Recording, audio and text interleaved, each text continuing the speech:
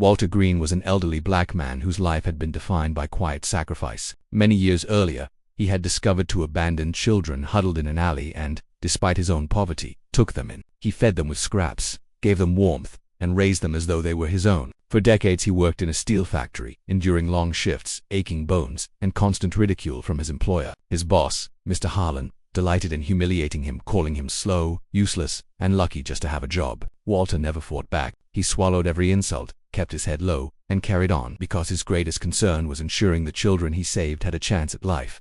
But kindness often attracted cruelty. Harlan, bitter and spiteful, eventually devised a trap to destroy him. One autumn morning, police burst into Walter's modest home, discovering stolen goods and cash he had never seen. Within hours, Walter was dragged in handcuffs before a crowded courtroom. The whispers spread quickly.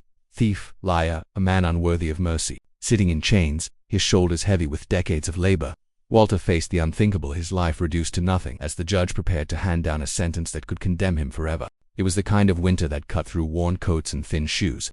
A season when the streets of small industrial towns smelled of coal smoke and rusted steel. People walked quickly, heads down, eager to reach warmth, ignoring those left shivering in the shadows. On one such evening, Walter Green, weary from another long shift at the factory, made his way home. In his late 50s, he carried himself with the slow, uneven gait of a man whose body had been worn down by decades of hard labor. His limp, a constant reminder of past injuries, seemed to worsen in the biting cold. His boss often called him slow, useless, someone who should be grateful to still have a job. Walter had learned never to answer back. He kept his pride buried beneath silence as he passed the back of a diner.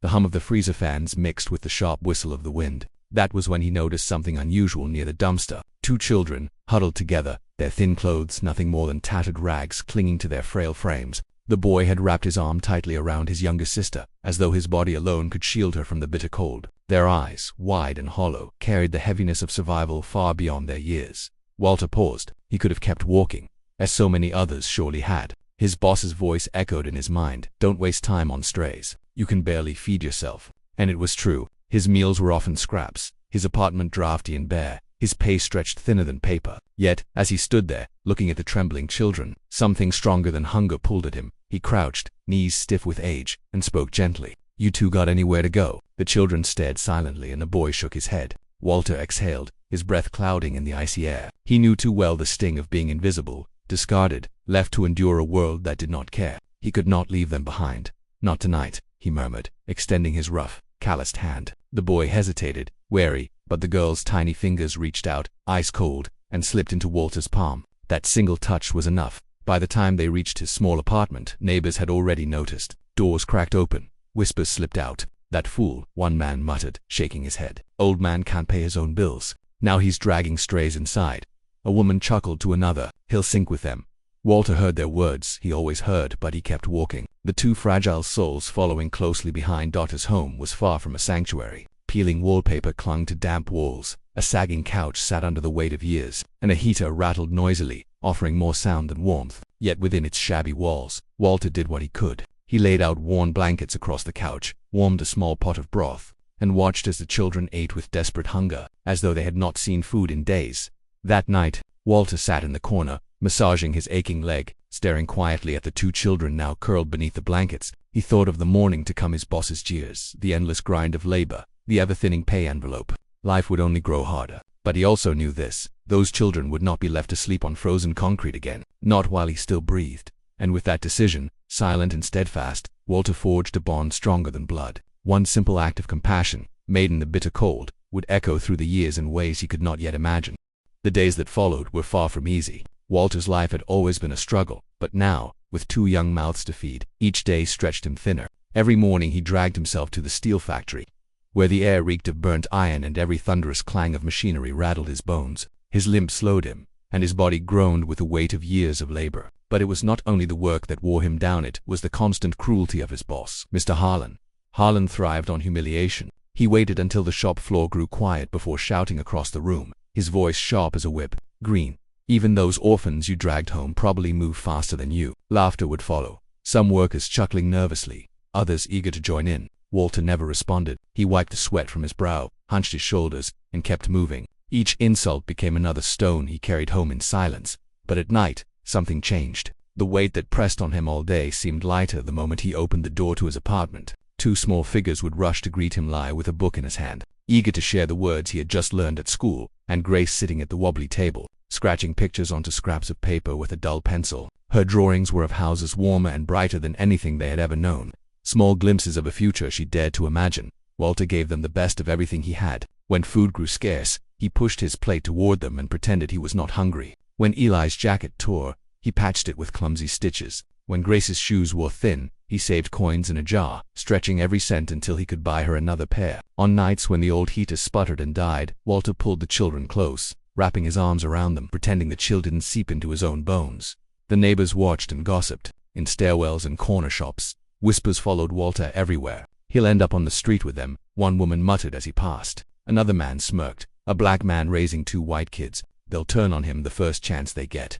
Walter heard the words, sharp and cruel, but he never answered. Instead, he poured everything into Eli and Grace. He taught Eli practical lessons: the way to change a tire, how to shake someone's hand with dignity, how to look people in the eye, no matter who they were. To Grace, he offered lessons of strength in small doses, how to balance coins, how to walk tall even when the world tried to shrink you. He believed these things mattered more than any insult hurled his way. Still, Harlan never let him forget his supposed place. Once, Walter requested a single day off to take Grace to the clinic. Harlan sneered, "You're not their father. Stop playing hero and get back to work." But Walter went anyway, gripping Grace's hand as he walked her through the clinic doors, fully aware of the cost. That night, when his paycheck came back sliced in half, Walter folded the slip quietly into his pocket, hiding the loss as if nothing had changed. Years turned into a pattern of sacrifice layered upon sacrifice. Yet the children flourished. Eli's sharp eyes and sharper mind earned him scholarships that Harlan swore he would never deserve. Grace, once the quiet girl with a pencil, grew into a young woman with a voice that carried fearless in school debates, unwilling to let anyone mock her strange little family without challenge. Walter watched them with pride that outweighed his aches. His limp grew heavier, his back bent further each year, but the children stood taller, their futures brighter. For the first time, Walter allowed himself to believe something he had long doubted. Perhaps kindness was not wasted after all. Perhaps it was a seed, buried deep, that grew quietly in the dark until one day it blossomed in ways he might never see. He could not have known then how closely Harlan watched, or how bitter the man had become, seeing Walter carve a family out of scraps. Harlan's cruelty had once been content to wound Walter's pride, but over the years, resentment festered into something far more dangerous. For now, though, Walter knew only the quiet joy of returning home each night to children who looked at him not with pity, but with gratitude and love. The world beyond his door still mocked him, but within those walls, Walter felt the rarest kind of wealth and knowledge that his sacrifices were building something greater than himself. By the time Eli and Grace were old enough to leave for college, Walter's body bore the marks of a lifetime of labor. His hands had become like rough stone, his back bent, and his limp heavier with every passing year. Yet his heart swelled with pride whenever a letter arrived. Eli was studying law, Grace was pursuing journalism. Walter pinned their notes to the peeling walls of his small apartment, treasuring them like medals, but not everyone rejoiced in their success. Mr. Harlan, the factory boss who had tormented Walter for decades, grew more bitter each year. He despised the sight of Walter walking a little taller, hated hearing whispers about the orphans who had made something of themselves. To him, it was proof that Walter had stolen dignity he did not deserve. That resentment festered until it became a plan. One autumn morning, Walter returned home to find two policemen waiting by his door. Their uniforms were crisp, their expressions cold. From her window, a neighbor muttered, "Told you so. Always knew he'd end up in trouble." Walter barely had time to ask what was happening before the officers shoved past him, tearing through his modest home. Beneath a couch cushion, they pulled out a bag stuffed with cash and tools marked with factory labels. Walter froze. He had never seen the items before. His protests went unheard. Within hours, his wrists were locked in steel cuffs, the bite of the metal digging into his skin. Outside the factory gates, Harlan stood with arms folded, smirking as Walter was led away. "Guess kindness doesn't pay after all," he sneered, loud enough for the workers to hear. Some laughed, others turned away in silence. The courtroom reeked of varnish and dust. Walter sat hunched at the defendant's table, his one strong shoulder sagging beneath invisible weight. The prosecutors painted him as a bitter old man who had stolen to survive. Witness after witness, workers Harlan had quietly bribed, took the stand and claimed they had seen Walter lurking in the storage rooms, pocketing what was not his. Their words piled on like bricks, walling him in.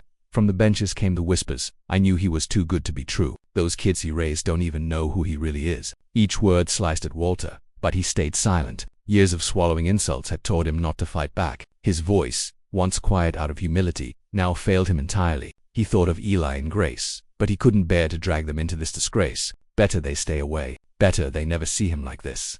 The trial moved swiftly, the prosecution eager to close the case. When the judge's gavel struck, announcing Walter could face a life sentence, the room seemed to shrink around him. The air thinned, pressing against his chest. His eyes dropped to the floor, his heart sinking under a final, crushing thought. Perhaps Harlan was right. Perhaps men like him were never meant to rise above their place. And just as that thought settled in, the heavy courtroom doors creaked open. Two figures entered. Confident, unshaken, their eyes fixed on Walter, who sat alone at the table. They were not the frail children he had once carried from a frozen alley, but grown adults shaped by his sacrifices. Eli and Grace had come back. The room stirred, whispers rippling through the crowd. Harlan's smirk faltered for the first time. Walter's chest tightened. He hadn't wanted them here, hadn't wanted them to see him this way. But as Eli placed a thick stack of legal files on the defense table and Grace lifted a recorder, scanning the gallery with sharp eyes, Walter realized something he had never dared to believe. His kindness had not been wasted. It had come full circle. And the battle was not over yet. The courtroom, once a place of quiet murmurs, now buzzed with a nervous energy. Eli stepped forward, no longer the timid boy who once clung to Walter's hand in the cold. Dressed in a sharp suit, his voice steady, he introduced himself as Walter's defense attorney. The room stirred. Some gasped in disbelief. Others leaned forward, eager to see what would happen. Eli laid down a stack of thick legal files with a firm slap against the table. They were heavy not only with paper but with the years of dedication he had poured into becoming the man Walter believed he could be. Across the gallery, Grace was equally prepared. She set up her recorder, its small red light blinking like a watchful eye. She wasn't there to merely observe, she was documenting everything. Grace had made a name for herself as a journalist, exposing corruption and injustice. Now, she aimed her pen directly at the man who had sought to destroy the father who saved her. The prosecution tried to continue with its rehearsed arguments, but Eli's presence shifted the rhythm of the room. His cross-examinations cut through their case like a blade. Witnesses who had once spoken with confidence began to falter under his questioning. One admitted he had only heard rumors rather than seeing Walter take anything. Another contradicted his own testimony, stumbling as Eli pressed him harder. The cracks widened with each exchange, exposing the rot beneath Harlan's fabricated case.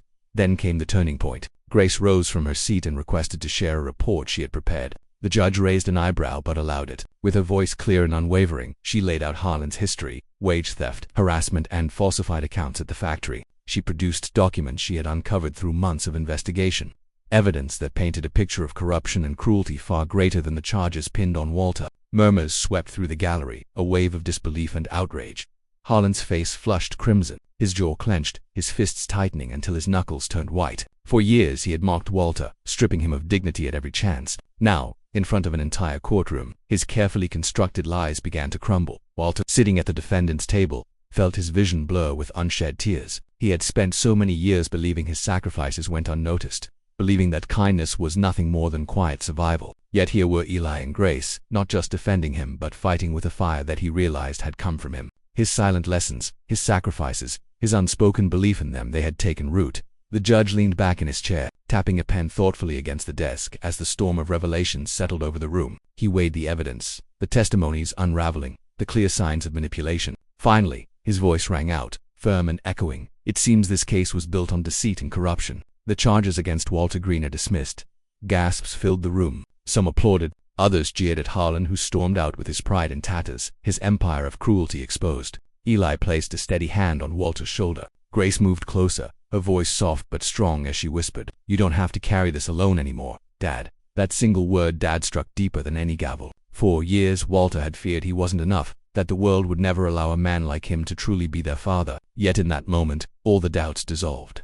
The bond he had forged with two children in an alley had grown into something unbreakable. The neighbors who had once mocked him stood silent, ashamed. Reporters scribbled furiously, knowing they were witnessing not just a legal victory but a story of redemption and justice. Walter, weary and aged, lifted his head at last. His back, bent for decades under the weight of labor and ridicule, straightened. His eyes, long cast down in humility, finally met the world without fear. He had once carried Eli and Grace out of the cold, shielding them with nothing more than his worn hands and quiet resolve. Now, 20 years later, they had lifted him out of a cage built from lies. His kindness, which he once thought had no place in a cruel world, had not died. It had waited, it had grown, and when the moment came, it saved him as Walter walked free. He knew this truth. Every act of compassion plants a seed. Sometimes it blooms quietly, sometimes it takes decades, but when the time is right, it returns stronger, brighter, and powerful enough to change the course of a life. Walter Green's story did not end with the gavel. It became a living reminder of what sacrifice and kindness can accomplish. Years before, he had chosen to stop in that frozen alley, to reach out a calloused hand to two abandoned children when he himself had almost nothing. He gave them warmth, food, and the fragile safety of a home. At the time, he never imagined those choices would echo into the future. 2 decades later, when his life seemed lost and his name dragged through the dirt, the children he had saved stood tall as his defenders. Eli, once a shivering boy with an old book in his hands, now wielded the law with precision to dismantle lies. Grace, the quiet girl who once drew houses brighter than her own, now shone with the power of truth, her words exposing corruption in the harshest light.